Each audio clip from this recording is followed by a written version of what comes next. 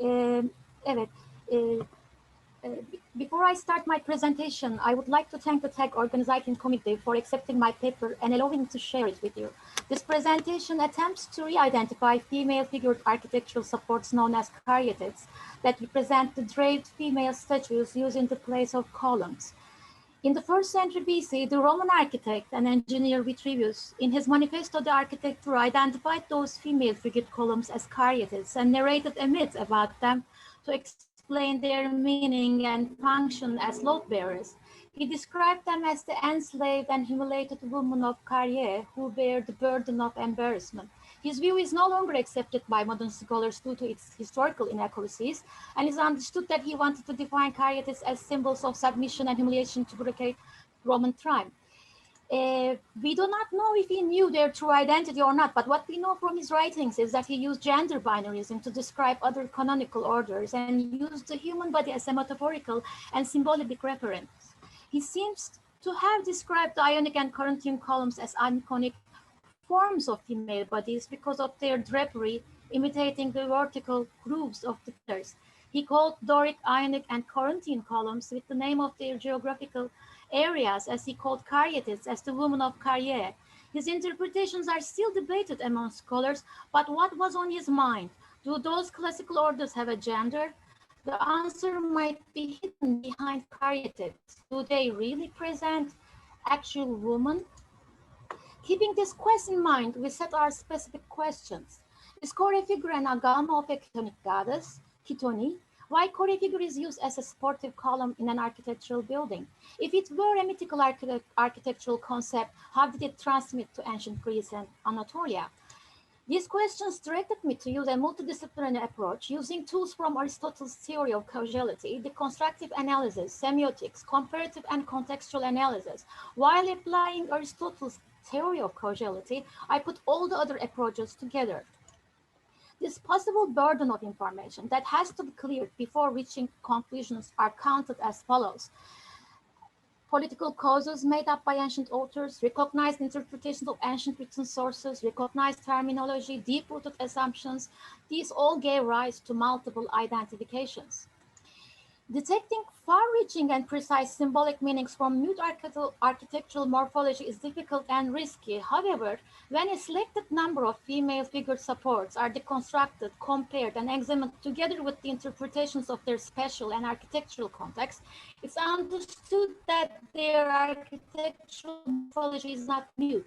Also, it is possible to borrow a form without borrowing its meaning. But if particular forms keep appearing in similar contexts, especially in similar architectural contexts with parallel socio-cultural dimensions, they might keep their core meanings. In order to identify caryatids, I adopted Aristotle's theory of causality, his doctrine of core causes. They are the material cause, the formal cause, the efficient cause, and the final cause.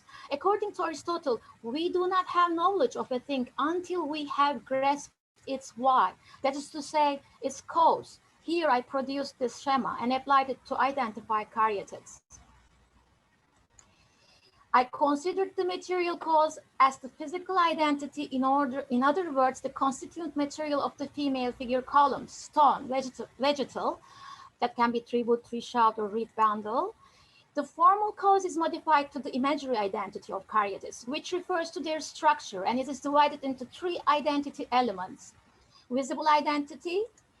The first one is visible identity, which defines caryatid as a draped female figure used as a supportive column. The second one is given identity. I refer to it also as denoted identity, the names which are given to denote the female figure as caryatid and kore. Caryatid is a given name by ancient scholars, but the name of kore is both given by ancient scholars and obtained from Electron building accounts and statue bases of some of the freestanding korai. The third one is the embodied identity of kore. The first question asked before, does kore embody the agama of a chthonic goddess, khthoni? The symbolic connotation of kore can be understood from the cause of its usage. Therefore, the third cause of Aristotle's theory, the effect is applied. I refer to it as an adopted identity. The effect or efficient cause defines the agent that initiates a causal process by bringing together the material cause, the formal cause, and the final cause of a particular effect. It is the primary source of the change, a concept or an idea that is transmitted by an agent. In order to detect the embodied identity of core, the cause of using it in an architectural building is needed to be understood. What was the primary source of that change and how it was transmitted? Referring it as a mythical architectural concept, khthonic and chthonic terms are said to detect the embodied meaning of core. Then a cross-verification approach is applied to identify chthonic features and themes. The term chthonic derived from the ancient Greek word chthon. It refers to earth elements, which generally signify that underworld, afterlife, rebirth, vegetation, and so on. These chthonic concepts are recognized as the aspects of the cosmos' creative force. They are personified in myths as gendered deities. They represent both male and female powers, but significantly associated with female creativity of earth and personified as a female deity called Ge or Gaia. One of her significant personifications take place in Perikides of Syros writings. He narrated a cosmogonic myth, the cosmic marriage between Chthoni and heaven, Zeus. After the marriage, Zeus gives Chthoni a woven robe of earth, and she transforms into Ge, emerging as a tree. Being an earth and the tree goddess, Chthoni Ge unites heaven and earth. Her name is given as an epithet to various earth vegetation goddesses. Perikides of Syros might have been inspired by the Ionian philosopher Anaximander's cosmic imagery. He defined the earth as flat in shape, like a column cylindrical drum in the center of the universe, and described the fire growing around the earth like the bark around the tree. According to pre-Socratic thought, earth becomes cultivated land, oikomene. Thus, the growth of the polis starts. The unification of earth and heaven with an allegorical pillar or solstice maker used to appoint agricultural cycles. It is known that the early Ionian philosophy was generated from Near Eastern and Egyptian cosmologies. That is why chthonic features can be considered universal and the keystones of various creation myths. I refer now to the Caryatids. Before I deconstruct them, I'm going to show you their deconstruction.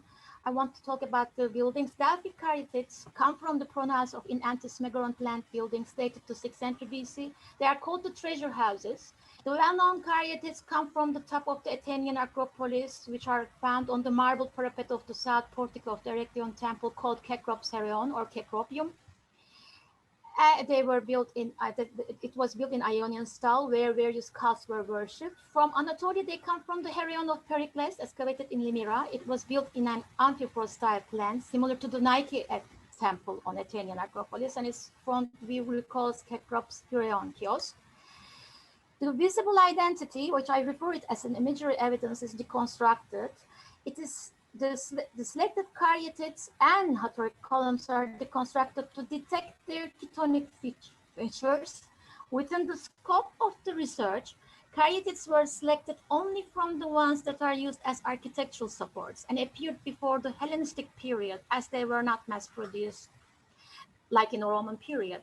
They are presented wearing Ionic chthon peplos or both, or other features can be added to that. They are supposed to carry libation objects like fialai, raita, with one or two of their hands, as seen on the Lemurian Caryatids, which are associated with funerary ceremonies.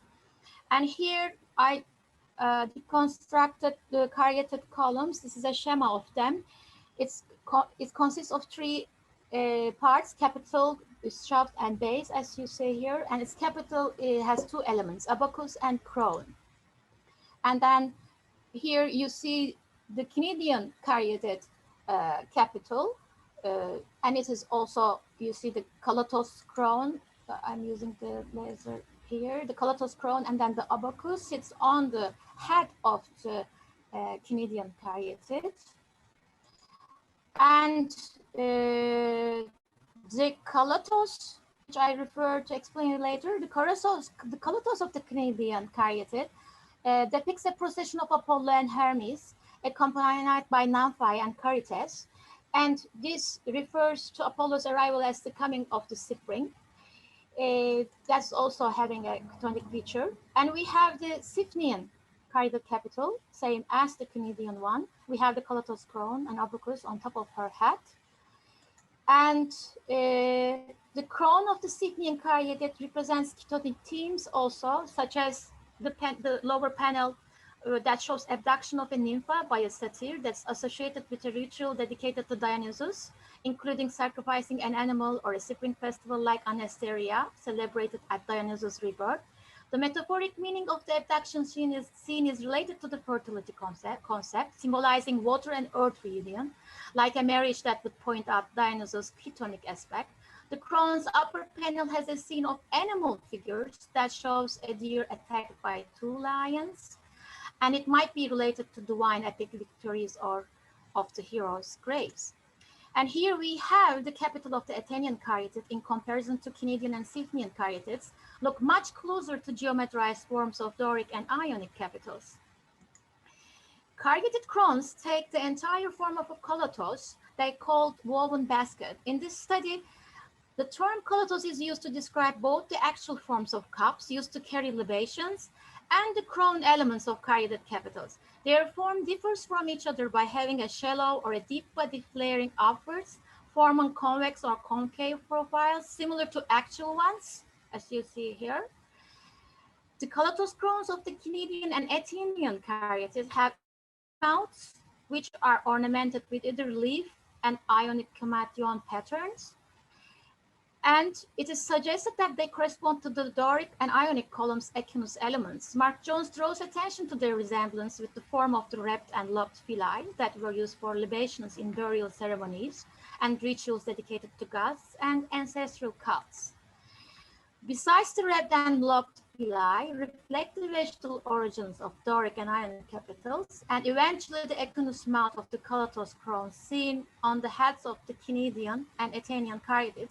They are the stylized and geometrized tree canopy or plant crown shapes replaced by caryatids and other column capitals. These are the miniature models, come from Mycenae and Ausur. I put it here to compare with the palmette column from Naucratis and Delphi. Besides kolatos crowns carved, also we have the single piece of stone that they are carved. We see them on the Limrian caryatid, the one coming from the late 4th century from the Heraion Amphipolis, and this one is coming from the southern slope of Athens, dated to 2nd century BC, which is very similar to Amphipolis one.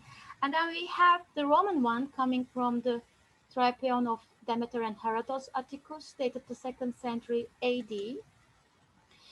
And I used Hathoric column as a parameter to define this kolatos, where it comes from. That is the part of the risky part. The kolotoi used as crowns are also seen on Hathoric columns, which cross-verify the form and meaning of kolatos crowns seen on caryatid heads. Kolotoi are significant elements to consider chthonic origins of caryatids, since they represent the crowns of the plants. Here, I put a detailed picture of the Hathor column found in their el-Bahri from the Hatshepsut temple. These columns are especially started to be built during the reign of the woman pharaoh, Hatshepsut. And here you see the crown of Hathor. Left sides are either decorated with papyrus plants or forms of a quarter part of the papyrus plants. You see it from the papyrus column capital. I put it here. And this is more evident just making some analogies from the Djed pillar with Hathor's head, for example, here. The vegetal origin of Hathoric crown can be detected from a Djed pillar with Hathor head. And Hathor crowns took the form of stylized papyrus umbels, and their shafts replaced its bundles. This verifies the emergence of goddess Hathor from a plant, yet her association with the tree goddess is also mentioned in the Old Kingdom inscriptions and the New Kingdom Book of the Dead, which are known as written funerary literature. Goddess Hathor is mostly recognized to symbolize the underworld, sun, sky, rebirth, and so on. Besides the nose element above her head, the kolatos, above the kolatos, is an architectural narration of the mythical heaven carried on her crowned head. Now symbolizes the rectangular shaped cult room or temple found stationary or portable inside the temples and funerary complex temples. As you see here, this is a model, a nose model. It represents a tomb of which sides are flanked either by papyrus plants or Hathoric columns, since they carry the pharaoh's dead bodies. This is an example. And I just want to show you the analogies that I made with the papyrus column, the capital of the papyrus column, and the Hathoric column capital with the Siphnian capital and the Limrian capital.